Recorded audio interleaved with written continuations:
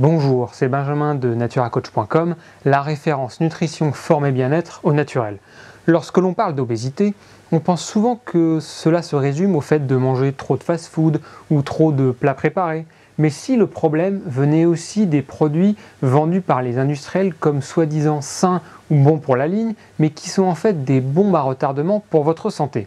Pour cela, je vous emmène aujourd'hui en coulisses pour vous montrer pourquoi et comment les industriels créent ce type d'aliments, vous dévoiler tous leurs secrets et vous prouver que ce genre de produit soi-disant bon pour votre ligne et pour votre santé a en fait l'effet exactement inverse.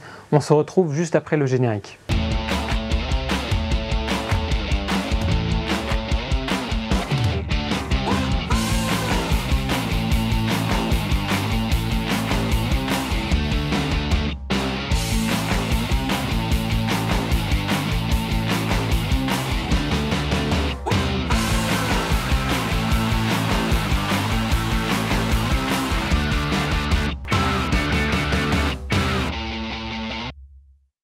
Pour bien comprendre comment ces gammes de produits soi-disant sains ont été conçues, il faut remonter quelques années en arrière. Vous allez voir, c'est passionnant et très instructif. Je ne vais pas refaire tout l'historique des recommandations alimentaires dont j'avais déjà parlé dans une précédente vidéo que vous pouvez revoir en cliquant ici, mais pour rappel, grâce notamment au lobbying des industriels du sucre et des céréales dans les années 70 aux États-Unis, on va rejeter la faute et la responsabilité des maladies cardiaques et du surpoids sur les graisses, ce qui permettra l'apparition au début des années 80 de produits soi-disant diététiques mais bourrés de sucre. Ensuite, dans les années 90, l'évolution continue des chiffres de l'obésité va accélérer cette remise en question de l'offre des industriels. En effet, c'est à cette époque que l'on remarque les premiers signes d'inquiétude au niveau gouvernemental par rapport à cette évolution très rapide du surpoids et de l'obésité en Europe et aux États-Unis. Mais le vrai point de rupture va arriver en 2003. Cette année-là sort un rapport de l'OMS, l'Organisation mondiale de la santé, intitulé Alimentation, nutrition et prévention des maladies chroniques, qui pointait du doigt l'excès des produits trop gras et trop sucrés et donc la responsabilité des industriels de l'agroalimentaire. La même année, JP Morgan, l'une des banques d'affaires et d'investissement les plus importantes au monde, sortait elle aussi un rapport sur ce sujet faisant suite à celui de l'OMS, mais cette fois-ci d'un point de vue business, ce qui allait changer beaucoup de choses.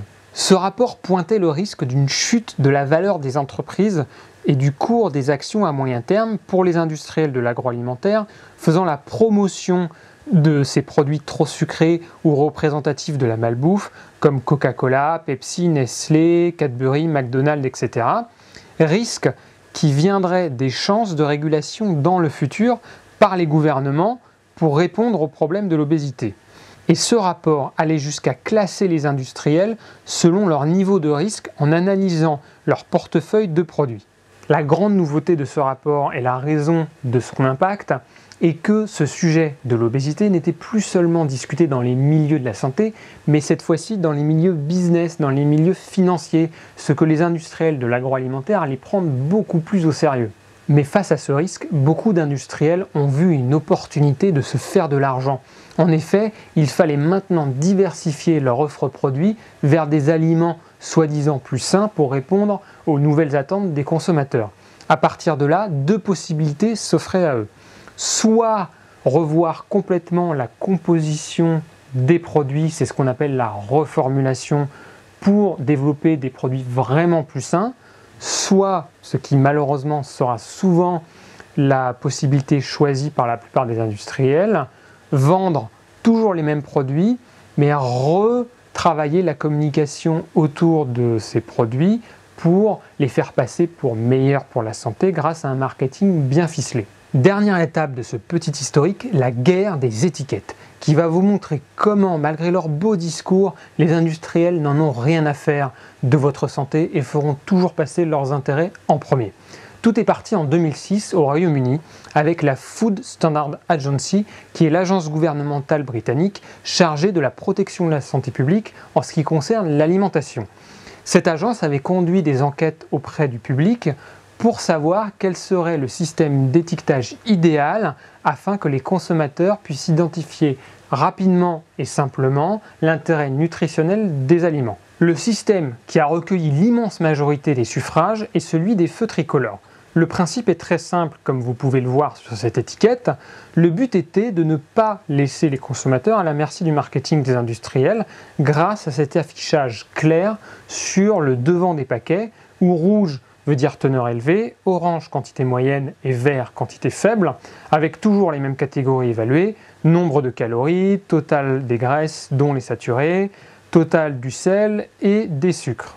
Le problème est que cette agence n'avait pas le pouvoir d'obliger légalement les industriels et les distributeurs à adopter ce système d'étiquetage, ce qui fait que ce sera uniquement sur la base du volontariat et nous aurons d'un côté des gens comme Tesco, le 3e distributeur mondial et le numéro 1 au Royaume-Uni, un industriel comme Kellogg's avec tous ses paquets de céréales qui refuseront d'adopter ce système d'étiquetage, et de l'autre côté, quelques distributeurs qui feront l'effort de le tester comme Sainsbury's ou Coop. Et chez Sainsbury's, qui est tout de même le 3e distributeur au Royaume-Uni, les résultats seront très intéressants.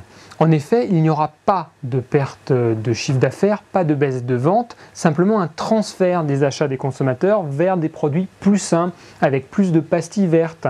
Et donc, tous les arguments de ceux qui ont refusé, qui eux disaient qu'ils avaient peur d'une perte de chiffre d'affaires, étaient complètement balayés. Mais malgré cela, aucune loi ne sera votée pour la mise en place de ce système d'étiquetage, notamment grâce aux énormes pressions de Tesco qui, fort de ses plus de 300 000 employés au Royaume-Uni, a une influence énorme sur les politiques.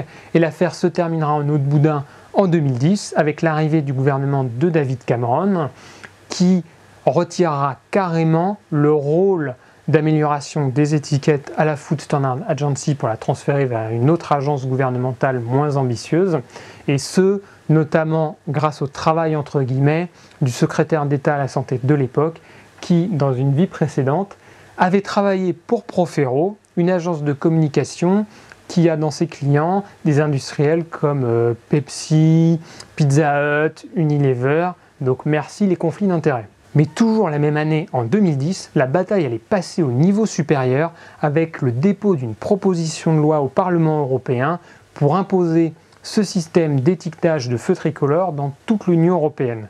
Ce sera une véritable bataille entre David et Goliath, où l'industrie agroalimentaire fera preuve d'un des lobbying les plus agressifs jamais vus à Bruxelles. Ils dépenseront plus d'1 milliard d'euros au total en bombardant les eurodéputés de centaines de mails par jour, en organisant des colloques et des réunions ou en éditant des rapports pour prouver soi-disant que les consommateurs n'avaient pas besoin de ce système et en proposant leur propre système d'étiquette déjà mis en place par certains comme Kellogg's que vous avez certainement déjà vu. Il s'agit des repères nutritionnels journaliers. Ce système des repères nutritionnels journaliers qu'on appelle GDR en anglais est une étiquette ton sur ton, pour surtout ne pas être visible par les consommateurs, avec des quantités calculées sur une taille de portion ridiculement faible. Par exemple, sur un paquet de céréales, il vous propose une portion de 30 grammes alors que 90% des gens en mangent au moins le double, et des pourcentages qu'ils ne veulent strictement rien dire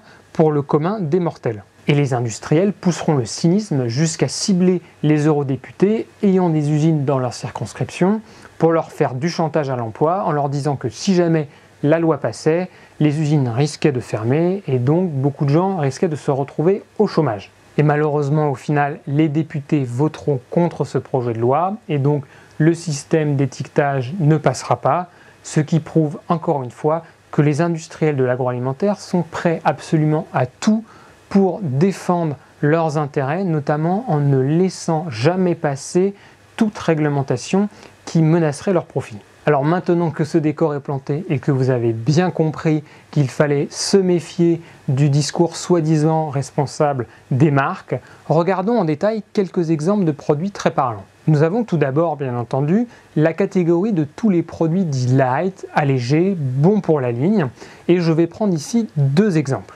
Premièrement, les céréales de petit déjeuner, spécial ligne, je prends l'exemple ici des Special K, mais les produits des autres marques sont absolument identiques. Vous avez d'une part une communication, des publicités complètement orientées pour vanter les mérites de ces céréales pour garder la ligne.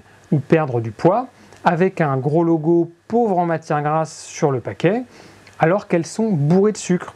Un bol de la version nature par exemple de Special K, c'est 3 morceaux de sucre, et je ne parle même pas des recettes type au chocolat avec plus de 4 morceaux de sucre. Et donc un bol tous les matins équivaut à plus de 5 kg de sucre sur l'année, et donc bon courage pour garder la ligne avec ça, sans parler des problèmes de diabète. Autre exemple d'un produit affiché comme un léger trouvé au supermarché, une vinaigrette légère où l'étiquette dit texto 65% de matière grasse en moins. Mais si l'on regarde plus précisément les ingrédients, le premier d'entre eux c'est de l'eau, donc vous payez pour de l'eau, super. Ensuite nous avons du vinaigre, puis des huiles végétales, sans le détail, donc nous ne savons pas quelles huiles sont utilisées, mais il faut savoir que lorsque les industriels mettent ce terme générique d'huile végétale, c'est pour cacher en général des huiles peu nobles, donc très certainement pour une vinaigrette ici, il doit s'agir en grande partie d'huile de tournesol très riche en oméga 6 pro-inflammatoire. Nous avons ensuite du sirop de glucose fructose, une des pires cochonneries qui existent, de la moutarde, puis, oh miracle, 5% d'huile d'olive, de l'huile végétale aromatisée. Alors là, grand mystère également. Quelle huile végétale? Peut-être de l'huile de palme, aromatisée à quoi? On ne sait pas. Et enfin, du sucre, du sel et des épaississants. Donc un produit allégé, oui, mais surtout allégé en bons ingrédients. Le vrai problème des produits dits light ou allégés, c'est que vous en mangez toujours plus en quantité, ce que de très nombreuses études ont montré. Et je voudrais notamment vous parler des travaux de Pierre Chandon, qui est un professeur de marketing à l'INSEAD et qui est spécialisé en psychologie alimentaire et qui a réalisé quelques travaux très intéressants. Et qui a par exemple réalisé une étude où il donnait des M&M's à 2 groupes de personnes. Il s'agissait exactement du même produit, sauf que pour un groupe, ils avaient fait imprimer sur les bonbons light, allégé, en disant que c'était un nouveau produit. Chaque groupe pouvait en manger autant qu'il voulait, et celui avec les M&M's soi-disant allégés en a mangé 50% de plus, alors qu'encore une fois, il s'agissait exactement du même produit avec la même quantité de sucre. Et ce concept va même plus loin avec ce qu'il appelle l'aura santé, c'est-à-dire qu'un produit vu par le consommateur comme soi-disant sain sera toujours considéré comme ayant moins de calories et pouvant être consommé en plus grande quantité. Il a réalisé également une autre étude en interrogeant des clients de McDonald's et des clients de Subway, qui est une chaîne de fast-food proposant des sandwichs industriels absolument infects, et il leur a demandé d'estimer le nombre de calories d'une part du footlong de chez Subway, qui est un sandwich de 30 cm de long, et d'autre part du Big Mac. Et bien malgré le fait que le Subway ait 50% de calories en plus, les gens étaient persuadés qu'il était plus sain et moins calorique. Et c'est là que ça devient passionnant, car le fait de sous-estimer la valeur énergétique d'un plat ou de penser qu'il est plus sain que la réalité a pour conséquence que les consommateurs vont plus facilement prendre en plus une boisson ou un dessert sucré. Et au final, la plupart des gens classent les aliments et les produits de manière très binaire, soit comme bon, soit comme mauvais. Et si jamais un produit a une qualité vue comme positive, par exemple pauvre en graisse, eh bien les consommateurs considéreront ce produit comme étant globalement bon pour la santé. Et c'est un phénomène qui est très bien visible dans le bio également. Je suis l'un des plus fervents défenseurs, vous le savez certainement, de bio, mais ce que j'appelle du vrai bio, c'est-à-dire des aliments locaux, de saison, qui ont du goût, ça c'est l'un des points les plus importants, des produits bruts, vrais, mais pas du bio des super et hypermarchés, ce que j'appelle le bio industriel. Et malheureusement, pour la plupart des gens, bio égale sain, égale équilibre, ce qui fait qu'ils pensent qu'à partir du moment où un produit est estampillé bio, il est forcément bon pour la santé. Alors que si vous vous gavez de sucre et de chips bio, vous grossirez exactement de la même manière qu'avec du sucre et des chips non bio.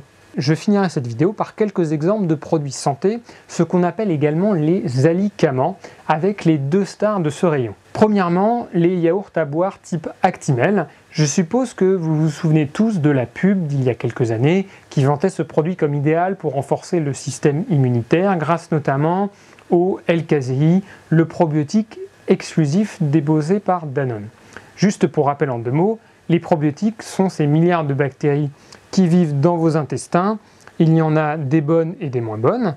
Si vous avez une alimentation saine et équilibrée, vous favorisez les bonnes souches et au contraire, une alimentation déséquilibrée, trop riche par exemple en viande, en sucre et surtout trop pauvre en fruits et en légumes, favorise les mauvaises souches. Après, dans certaines situations, il est intéressant d'en prendre en complément, comme des troubles digestifs après la prise d'antibiotiques ou même contre les problèmes d'eczéma, selon une étude très récente. Mais il existe des centaines de souches, certaines efficaces et d'autres pas du tout, et d'autres ayant même des effets négatifs, comme favoriser l'obésité, comme montré par les travaux du professeur Didier Raoult à Marseille. Et pour en revenir à Actimel, depuis 2008, l'EFSA, l'Autorité européenne de sécurité des aliments, a passé en revue toutes les allégations santé qui doivent désormais être prouvées scientifiquement par les industriels.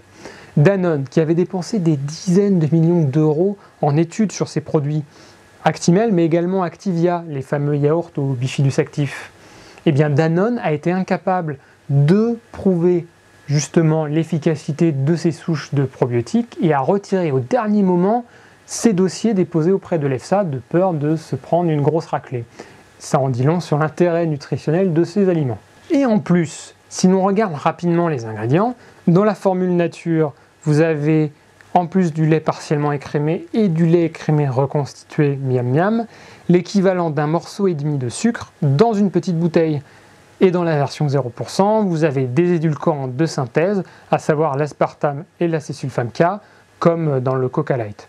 Donc à part vous faire payer du lait 8 fois plus cher, c'est un produit bon pour la poubelle. L'autre famille de produits stars de ce rayon, ce sont ceux censés faire réduire le taux de cholestérol, avec notamment les fameuses margarines anti-cholestérol. Il y a deux aspects que nous allons regarder dans les margarines. D'une part, la matière grasse en elle-même, et d'autre part, le principe actif, les fameux stérols végétaux. Si l'on prend le produit le plus vendu de cette catégorie, et que l'on regarde la répartition des acides gras, inscrite sur l'étiquette, l'on obtient ces pourcentages qui montrent que ce produit est complètement déséquilibré, avec une énorme proportion d'oméga 6 qui en trop grande quantité neutralise les effets bénéfiques des oméga 3, favorise les problèmes inflammatoires et les maladies cardiovasculaires selon de très nombreuses études. Les proportions entre oméga 6 et graisses monoinsaturées devraient être inversées quasiment si l'on voulait s'approcher par exemple du régime méditerranéen. Premièrement, cette baisse peut être obtenue déjà en grande partie avant tout par un changement d'alimentation complet, pas en cherchant un produit miracle. C'est vraiment un élément à toujours garder en tête. Deuxièmement, ces fameux stérols végétaux se trouvent déjà naturellement dans les amandes, les pois chiches, le sésame par exemple. Et vouloir en avaler avec cette margarine très mal équilibrée, c'est un petit peu comme enrichir du Nutella avec de la vitamine C. Et enfin, troisièmement, le plus important, de nombreuses études indépendantes ont montré que le cholestérol ne jouerait aucun rôle dans les occlusions aiguës des artères et de plus en plus de médecins et de chercheurs dénoncent cette montée en épingle du taux de cholestérol par les labos pharmaceutiques, avec notamment le docteur Michel Delorgeril qui est vraiment le spécialiste en France de ce sujet et dont je vous recommande chaudement les ouvrages qui sont d'excellents livres sur le sujet. Et donc au final, faites-vous plutôt une tartine de purée d'amande saupoudrée de graines de lin. Vous aurez d'une part un bien meilleur équilibre en acides gras que ce type de margarine et d'autre part vous aurez également d'autres nutriments comme des minéraux, des protéines dans les amandes, etc. J'aurais pu passer encore plus d'une heure à vous lister ces produits soi-disant sains, mais je pense que vous avez maintenant compris le principe et notamment l'importance de lire les étiquettes pour ne pas vous faire avoir, comme je l'apprends par exemple dans mes programmes. Et au final, tant qu'il n'y aura pas plus de régulation pour contraindre les industriels à faire évoluer leurs produits dans le bon sens, ils continueront à nous embobiner avec leurs promesses marketing, à renier l'idée même d'une explosion de l'obésité et à rejeter au final la faute sur les consommateurs par rapport à nos choix alimentaires. Bien entendu, c'est en partie vrai, mais une grosse part de la responsabilité est également de leur côté. Alors quand est-ce que les gouvernements vont se décider à agir, vous allez me dire? Eh bien, de mon point de vue, seulement lorsque l'on atteindra un point de rupture où les dépenses de santé liées à l'obésité et aux maladies découlant d'une mauvaise alimentation comme le diabète, les maladies cardiovasculaires, etc., dépasseront tout ce que peut rapporter les taxes et les emplois liés à l'industrie agroalimentaire. Et en attendant, c'est à vous de vous éduquer pour apprendre à manger sainement. Et c'est le travail que j'essaye de faire notamment avec mes vidéos pour vous accompagner dans cette démarche. Et pour ceux qui souhaiteraient aller beaucoup plus loin dans cette éducation alimentaire, il y a toujours les ateliers à Paris et le programme en ligne Natura Coach disponible à cette adresse. Laissez-moi un commentaire et pensez à partager cette vidéo sur les réseaux sociaux. Et moi je vous dis à très vite sur naturacoach.com.